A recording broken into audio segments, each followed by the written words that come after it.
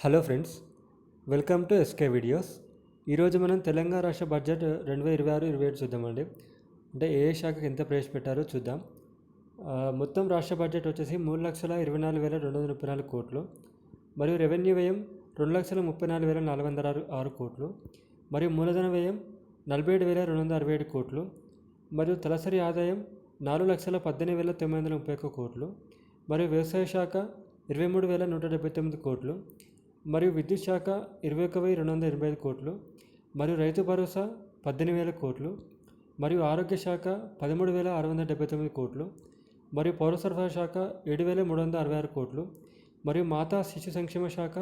3,143 కోట్లు, మరియు పశు సంవర్ధక శాఖ 1,529 కోట్లు, మరియు పర్యాటక రంగం 1,224 కోట్లు, మరియు కార్మిక శాఖ 998 కోట్లు, మరియు షెడ్యూల్ కులాలు 11,784 కోట్లు, మరియు షెడ్యూల్ తెగలు 7,937 కోట్లు, మరియు విద్యాశాఖ 26,674 కోట్లు, మరియు వైద్య ఆరోగ్య శాఖ 13,679 కోట్లు, మరియు రాజీవ్ ఆరోగ్యశ్రీ 1,143 కోట్లు, మరియు సన్నవడ్ల బోనస్ 3,500 కోట్లు,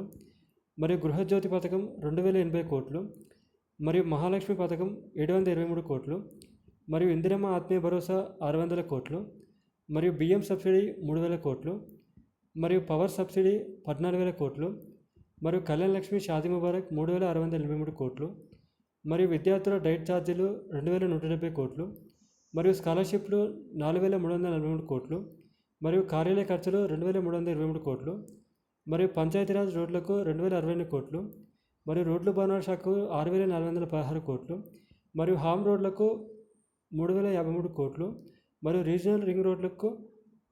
1,525 కోట్లు, మరియు రాజీవ్ యువ వికాసానికి 5,800 కోట్లు, మరియు యంగ్ ఇండియా ఇంటర్నేషనల్ స్కూల్కి 5,000 కోట్లు, మరియు ఇందిరమ్మ కుటుంబ జీవిత బీమాకి 4,000 కోట్లు, మరియు పంట బీమా పథకానికి 1,886 కోట్లు, మరియు మూసీ రివర్ ఫ్రంట్కి 1,500 కోట్లు, మరియు క్యూర్ ఏరియా అభివృద్ధికి 2,654 కోట్లు, మరియు ఉస్మానియా యూనివర్సిటీకి 1,000 కోట్లు, మరియు ఎంప్లాయీస్ హెల్త్ స్కీమ్కి 1,056 కోట్లు, మరియు ఎస్సీ కాలనీల మౌలిక వస్తువుల కల్పనకు 1,500 కోట్లు, మరియు 6 గ్యారెంటీలకు 50,713 కోట్లు, మరియు గోదావరి పుష్కరాలకు 500 కోట్లు, మరియు పర్యాటక శాఖకు 1,224 కోట్లు, మరియు హోంశాఖకు 11,907 కోట్లు, మరియు చేయూతకి 14,861 కోట్లు,